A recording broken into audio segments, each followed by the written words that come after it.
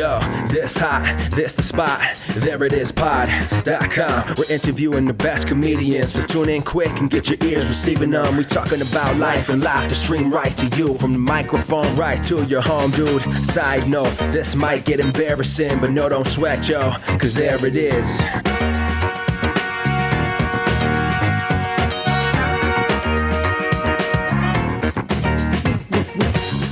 Welcome to the There It Is podcast, a comedy podcast for creators of any variety. I'm your host, Jason Farr. Let's do this. Thanks so much for being here. Thoroughly appreciate it. Don't forget to check us out on thereitispod.com. You can look up old information and old blogs and old episodes. And you can, of course, subscribe to us on iTunes. You can also listen to us on SoundCloud. All of the episodes are up on both. You know, Justina and I are coming up on 2 years living here in New York City, and it's wild. I can't believe that much time has passed. And it really has been one of the greatest things that I've ever done for myself, moving here, because you're exposed to such great work and such great people. And sometimes you don't realize that you're exposed to great people, because there's a lady who has an art studio. She's an artist, and she's got a studio next door to where we live. And I bump into her all the time on the sidewalk since we've moved here. And she's so sweet and so outgoing. She's just like a warm, welcoming person. We chatted a bunch, and I knew she was an artist because she talked about that. But I didn't know to the extent until a few days ago. I Googled her, and she's a big deal. She's had art up at the MoMA, in the Guggenheim, these huge museums. I had no clue. She was just a sweet lady that I bump into every once in a while on the sidewalk, and she's really great. Well, that's New York for you. You get to see amazing shows and then go talk to those people, or just interact with somebody, and you don't realize like the greatness that you're interacting with in the moment, because you don't know anything about the art world. But in truth, like, that's just how it is here, and it's a really great thing. It's so edifying. You get to really absorb a lot of great energy from amazing people. And today is a perfect example of that, because Lorena Russi is a phenomenal performer and just a really stellar person. I loved getting to chat with her, and I think you'll love getting to hear our chat here too. We get into a lot of things. She does so much. She's really, really great. Love that I live here, because then if I didn't live here, I wouldn't know her. Let's just get right to it. Here's my chat with Lorena Russi. You do a ton of things, so just to put them out there, I mean, you, aside from being a stand-up, and you do improv, you do sketch, so you do a lot of different kinds of comedy, but you're also a photographer, and you play soccer, like, professionally. You play for Nike's New York City team. That's awesome. This is unfortunately all true. Yeah, I'm going to die very soon. So I'm talking to you now as if I'm exhausted. Well, go ahead. A lot of people, like, a lot of times I have people on, I will say, like, well, how did you get into that? Or when did you get into that? Obviously, you got into soccer when you were a little kid. I started at 20. It was an incredible gift. Sorry, I'm trying to be as much of a douche. No. I got into it as a kid. Yeah, my dad played. And like most Colombian men, they're like, I will teach my son. And then he got me, and he's like, I will work with this. But yeah, I actually used to steal. So I'm from Queens, and I would steal his soccer balls. We'd go to these tournaments, and he would be like, listen, you can't be stealing my balls. And I'd be like 2 years old, like, la, la, la. So I have a very type A immigrant attitude about everything. So at like 4, I was like, we need to train every other day. And he's like, okay, because he also is the same way. So we trained together, and truly just with no connections in the world, just did really well as a young kid, and eventually got on bigger and bigger teams, and then quit when I was 14 because I was playing with 18-year-olds. So I was I was really Oh, so I'm sorry. I don't know if this yeah, very advanced, very advanced, advanced algebra. But I was like, you know, they were talking about like giving blowjobs and hand jobs and raising children, and I was like, does anyone else with sports ball lose? My breaths, you call it? Like it was, yeah, it was yeah, different stage in life. Separation. Absolutely. Yeah, but also the other 14-year-olds that were on the team, obviously there weren't many, were very mature for their age. So there was just a huge difference, and so I quit, whatever, long story long, and then had some more heartbreak, but essentially was signed to play for Italy and was going to play for the Colombian national team. Wow. What happened? Yeah, so, okay, what happened? So I was teaching in Italy, as one with lost dreams does. So I was teaching English through theater, basically, for this really cool program. So I was there in Italy all summer. And what was great was that was my senior year, and it transitioned really nicely because I had gotten signed by Roma FC. So I was like, cool, I'll go play for Roma. This is fantastic. I'll be a barista, you know, because that's the cool thing about playing abroad is that it's like the total opposite, where in America, it's all these like beautiful, like straight white women. Abroad, it's all these POC gay ladies with like too many piercings. So I was excited because I was like, oh, great, I'll finally be in the majority for once. And they basically, the week before camp or preseason, were like, oh, no, we're cutting all the internationals, like without warning. We don't have any funding. We lost 3 sponsors, and you know, we can't do it. And I was like, what? So then I moved back to New York. I mean, I truly I had planned my entire life to be in fucking Italy. I was like, great, pasta, we love it. Give me some mozzarella, teach these kids. I was like training these kids from like 9 to 3 or something like that, or 8, something egregious. And it was like summer, and I'd get up at like 6 to go run, and then I'd run around with these ding dongs, like 20 Giuseppes, and then I'd come back home and try to work out. And there's no weight room. Like all the weight rooms in Italy are like from 1984. So I'd be with these like 4-pound barbells, like trying to work out. So, you know, I mean, if I'd gone to preseason, I probably would have been fucked. But then I come back to New York. Like I lost like 14 pounds in muscle. And I'm like, why? I'm ready. I come to New York, and I get this tryout with the Colombian national team because my dad, very like fire festival style, he's like, don't worry about it, but I ran into the Colombian national team in the mall, and you have a tryout. I told him about it. Everything's done. I was like, what? He literally ran into the Colombian national team at the mall. And like a soccer gaydar went over to them and was like, I didn't mess with him. So I got this tryout. So I'm training all winter for the World Cup. I'm like, this is my World Cup team. I'm going to make the World Cup. This is in 2015. So the last World Cup for the women.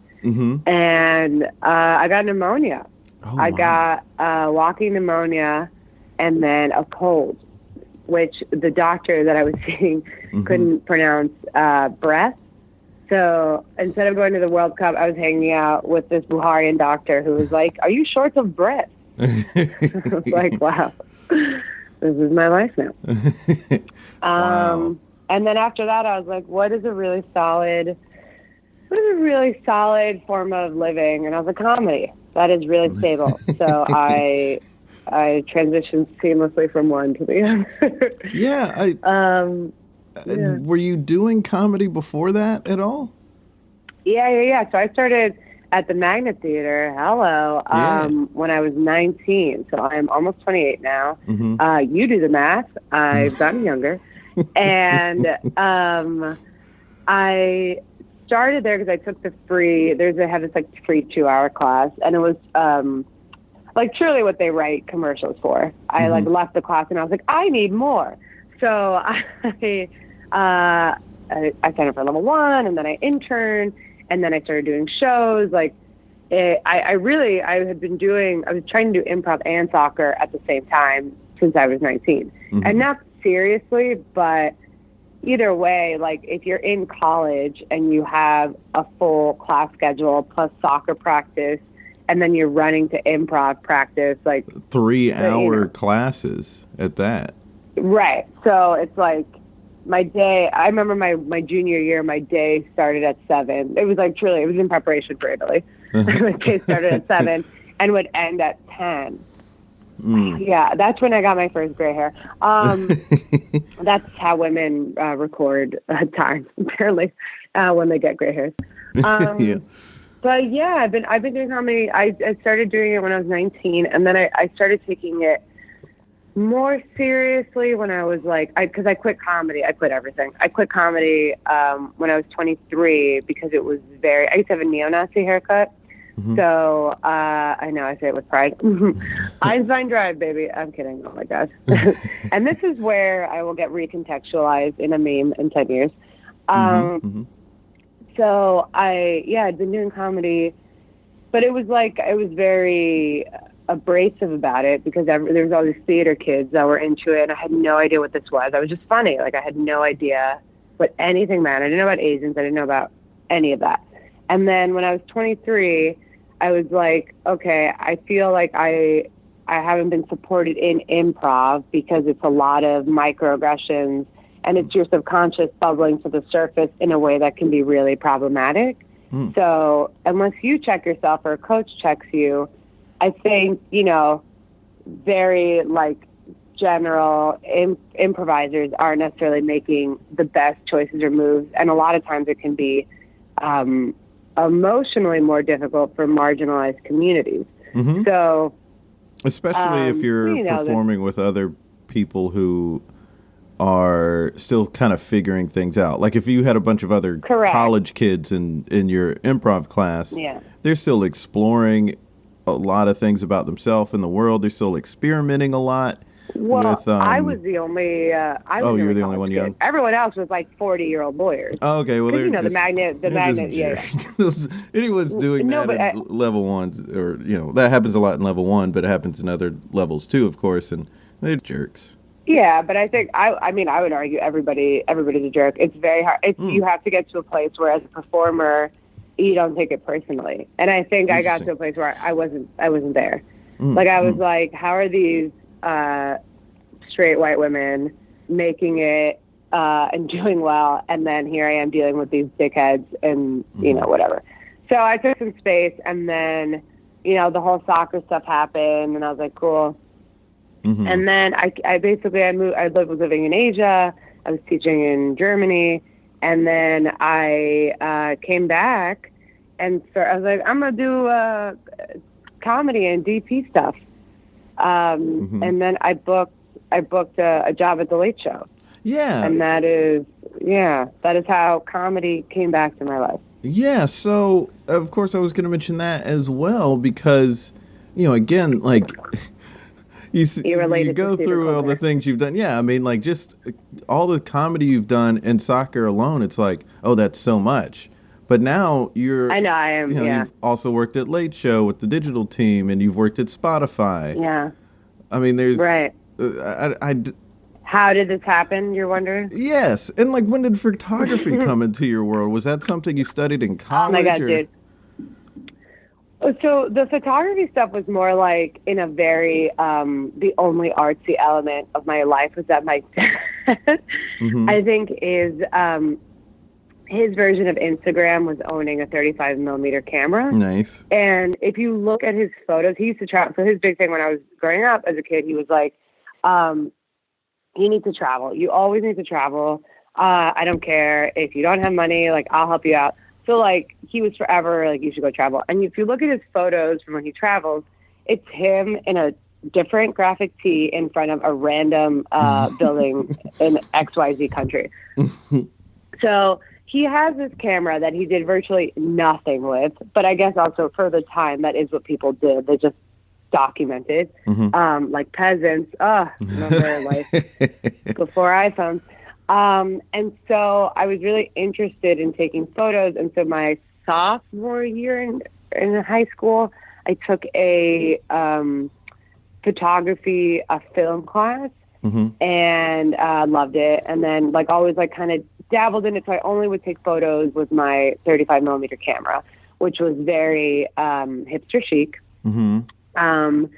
And then just, you know, got myself a digital camera. I had a mentor who helped me. Like I was selected to go to New Orleans as a part of my college. So I was the representative of my college. This is like a CUNY initiative. And I got to go for free for 10 days and like help, I help out. It was like 5 years after Katrina, but there was still a lot of shit that needed to get done, like fixing up houses, potting trees, staring at swamps. That's what I did. And the guy there that filmed it, he was a DP photographer, and he basically was my mentor for the following like 6 years. And so I'd work on random projects. I'd go with him, you know, doing random gigs. And then so over time, I learned how to like take photos and shoot stuff. And then I started writing my own stuff. And I was like, oh, I got to get better at this. And so I would, I literally just started, I would just basically teach myself. Like I went to school for media studies, but it was all theory. Like if you want to talk auteur theory, I'll do it all day. But what is an ISO? That is not what my school taught me. So I think that was the interesting thing was I think learning it as I went. Like, you know, obviously like watching a shit ton of YouTube, combining what I learned in school, using the mentorship. Like I did a fucking ton of weddings, you know, which wasn't necessarily art, but I think that's super helpful in terms of endurance. So that's how I got into photography, the long version. Yeah, and you went to Queens College. Did you have a scholarship? Because I did. Damn, you amazing for academics. I had to make the Hamilton reference. But Yeah. Wow. Thank you. Truly, the only men courting me are the random ones without teeth, and I'll take it. Yeah, man. Yeah. I mean, I've been, you know, it's truly like on paper, it's like, I understand I sound like a freak of nature, in a way where people are like, are you a Ryan Gosling novel? But I didn't really have a choice. You know what I mean? Like the reason why I got the Late Show job was on my resume and just being funny, you know, like people were like, who do you know? I know this person. I know this. And then people are like, oh, who do you know? I'm like, no one. My two bumbling ding-dong parents were literally all they instilled in me was, you got to work hard, but also like you love what you do. And like, that's truly all I've been able to do. So like every pivot and decision I've made as I've gotten older and more mature has been around that. So like I was at Baruch originally and had a full ride, an honor scholarship, which is a big deal. But then I was really sad there. I wasn't playing soccer. I was closeted, you know, and I transferred to Queens College. Yeah, oh my God, tough times. I was watching the L Word, and I was like, what is this? What does the L Word stand for? And I basically went to Queens College, and I was like, okay, I don't think I've ever been more badass in my life. And I was, 19. I was like, if you want me to play at your school, I need a full ride. I need extra money. I need this. I need that. And the guy was like, great, done. And I had a really good grade. So it wasn't like, so it was an academic scholarship, but, that's because cool. They were Division II. Yeah. They could give me like extra, like I got like extra money for food and books and shit, which is great. That's great. That was for. Yeah. Yeah. Good for you. I'm just amazed at the things you have accomplished already at by such a young age and done so many different things. So were you, when you were at Late Show, were you also playing soccer regularly and also when you were at Spotify? Yeah. So obviously one always has to take priority over the other. I've discovered it's taken me a very long time. But once soccer was done, it's like one major it's more than a hobby. So you can't fully dedicate yourself to a craft and then do other stuff as aggressively. Right. So Right. when I was at the Late Show, no. I mean, I was going through a terrible breakup and was just super sad. So I was playing soccer, kind of. Like, I refused to pay for leagues. We're learning I don't like to pay for things. But there's a lot of random white men in New York that now know I play soccer. And so they'll hit me up if they need, because like a lot of leagues have to have a minimum amount of women. And I lean on that, like a deep, deep crutch. And so they'll call me up to play. So I was more sorting my emotional self out when I was at the Late Show, and when I was writing for Spotify. At that point, I think I was playing for Nike, but they're also like, for me, if I play one time a week, I'm a happy camper. Right. Because it's just like, I just can't, like, I'm trying to write a TV show now. I'm trying to do it. Like, I can't, getting to the gym. Like, I like pulled my quads twice last year. Like, I almost ripped it one time. I'm also battling age in that way where I don't have time to do 2-hour workouts, but like, I also need to not try to do like 160 pounds of a squat if I haven't been training. You know what I mean? Right. So like the arrogance of a 21-year-old Dominican prince, the brain capacity of a beautiful big dog, So you were on the digital team. You were writing at Late Show for the digital team, and I guess also doing some maybe some DP stuff. So yeah. At the digital team, I was literally hired as a PA, and then moved up to where I was working on the digital team and on the social team. Okay. To the point where I was writing and working with them, and then because basically I'm trying to figure out how to say this nicely. It wasn't going to move forward where they weren't looking to make the digital team. They lost like 4 members of the team, and then they transitioned that from being a creative arm of the company to as I guess most social and digital teams are for Late Show, regurgitating what the show does. So it's time to move on. Yeah. And then you went to Spotify, and you were head writing at Spotify. What were you writing there? This is true, yeah. So Spotify is a web series. It's very confusing. People are like, is it like a Hulu original? I'm like, no, it's much worse. It is a web series. It's an educational web series called Game Plan. Really cool, very high production value. So I was working with a creative agency, and yeah, it was really interesting. I had never been a head writer before. It was really cool and really fun. Yeah, I mean, also it was like, you're not necessarily writing insecure, right? You're like, what is the best way to explain a playlist to an artist? But it was cool because I really like doing educational stuff or politically sensitive stuff. So I really enjoyed it. Yeah, that's cool. I like Spotify. Yeah, they were, it's also like, I think you're just trying to write and create stuff, and you got to figure out what your dream gig is. And that was just a really cool opportunity to make money and learn. So yeah, I loved it. Since leaving Spotify, you've gone on to focus more on just comedy? It's not more like focus. It's more like who will pay me and choose me in this next level of Game of Thrones. Yeah, I mean, no, I've been focusing on comedy basically. When I was at the Late Show, obviously it's a comedic show. But once I left there, I was very hyper-focused on comedy. I was like, okay, this is what I need to be doing. Because the biggest thing I learned from being there was the writers, I loved them the most because they were just really open, kind people that were just trying to do they'd worked really hard to get there. And I don't think I ever understood that because I was so green in terms of the biz and what it means to make it as a comedian. And they were just they just always laughed at what I said and thought, and were super, I got into stand-up because John Thibodeau, one of the writers, he would literally just be like, you need to do stand-up.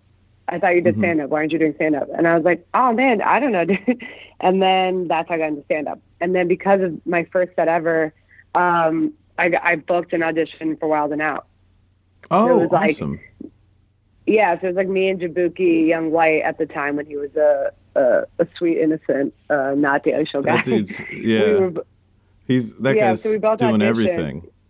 He's doing everything, yeah. So we got a callback together, and we both had the same hair at the time, and we were both the gay ethnics, and we were like, we're not going to make it. And we did not, but for many reasons. But we were like, they're homophobic. Kidding, they're great. Oh, okay. It's like, oh no. I mean, whatever. Wild 'N Out's a different show. But it wasn't like, it was just like trying to do it, and then I just literally I just make so much of my own stuff. That's how I've generated the most interest, I would say. So it's been more just about like, I'm looking for more comedy writing gigs or all that stuff. But at the same time, like I shot something at the UN, like I'll do whatever pays. It's really where I'm at. Awesome. Well, we've reached the end of the time that we have. So now we've reached the end. Yeah. You're doing a lot of great things. I guess to try to, in a way, create something together. My question was something that I'm interested in. I think I can learn from you is how to time manage when you're doing so many different things and you want to do them all. Like there's several things that you're passionate about, and you're finding time to do all of them. So, what sort of advice could you give somebody to do the same if they have multiple things that they're trying to work on? Man. I don't know. Don't listen to me. Say goodbye to your friends. I think the biggest thing when I was going through that really difficult breakup, and I felt like I didn't have time and I didn't know what was going on with my life, I think the thing that really helped me out was writing out my goals. Like truly, I literally wrote out my goals and then did said goals. And then just like literally allocated in terms of what are my priorities. Like I literally this year wrote down just another hoagie because I was like, I have too much. So what theater shows am I doing? And I'm like, just another hoagie, and I'd like to pitch a show here. And then like, I want to do 10 digital shorts. Okay. And I mean, I live the life of a sad, sadistic monk who like laughs alone. Like, I think you really, it depends what your goals are, right? Like when I was trying to casually do comedy, I was just like meeting people and having a good time, and I'd go and get drunk until 4 a.m. And now I'm like, oh, I can't do that. I have to like go home and write. I have to go home and do this. But like, I am certainly not perfect. I think it's very hard. I think I've learned you just have to make sacrifices, and the more transparent you are with people, the better it goes. But because I would try to be like, no, I'll make it, or I only need an hour or whatever. And now I'm like, no, I know my process is like, I just need a day to write and not be bothered by anybody or anything. And then I need to go to the gym. Otherwise I go crazy. Or like need that break, or like, like I need to see friends. So basically Google Calendar, and that's the like when I was when I was younger, I would make these calendars by hand, which was like really sad because I would change them all the time. I'd be wasting more time making the calendars than actually figuring out my life. But I don't know. I don't know if that's even helpful at all. No, I think it's very helpful actually, because some things that I've read just on like themuse.com or whatever, they were saying similar things about writing out goals and then just prioritizing things, and it's making a conscious effort too. One thing I do want to know is when you were going through that tough breakup, that can be such a distraction from work. So how were you able to still focus on work? Was it because, it was a big gig working at something like The Late Show, and so it's like, I don't have time to think about, what's making me sad right now? Or were you... no, I was a mess. Yeah. I was a mess. I mean, I was a total nightmare there. So it's just a matter of getting through it then. Yeah, I did not do. If I could do it all over again, I would not have gone through that breakup and then worked at a dream job. No. Every decision I made during that year was incorrect until I decided to get my shit together.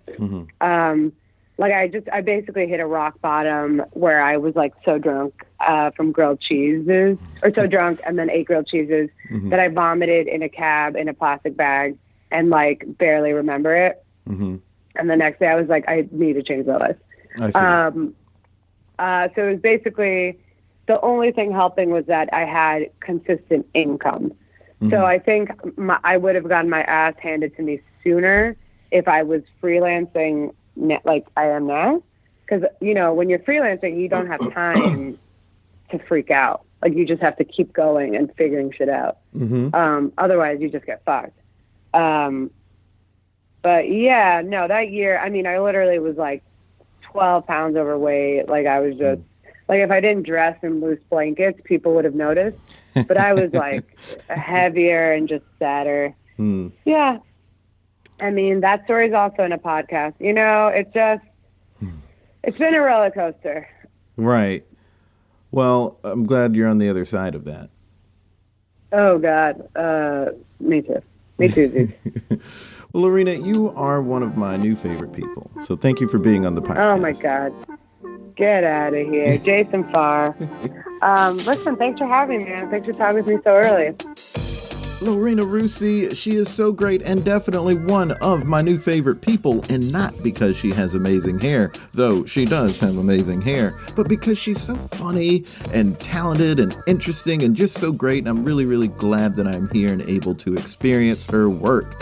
And we were talking at 9 a.m. that morning because she's so busy and doing a lot of different things that's when she had time, and she had 30 minutes to give us, and we are so appreciative of her giving us some of her time.